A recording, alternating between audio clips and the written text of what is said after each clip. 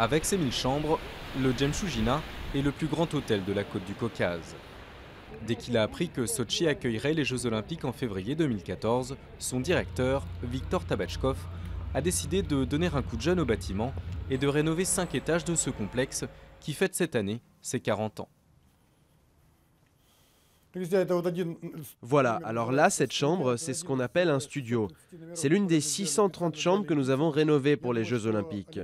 Ça devrait être confortable pour tous les visiteurs qui viendront au JO.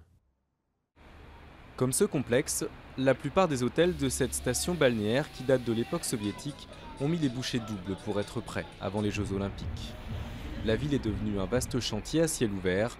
Le nombre de chambres sera multiplié par 3 pour les JO. Au total, il y aura environ 50 000 chambres disponibles et 12 000 supplémentaires dans des paquebots de croisière qui mouilleront sur la côte. La plupart de ces hébergements ont déjà été réservés par les délégations sportives, le comité olympique et des organismes officiels.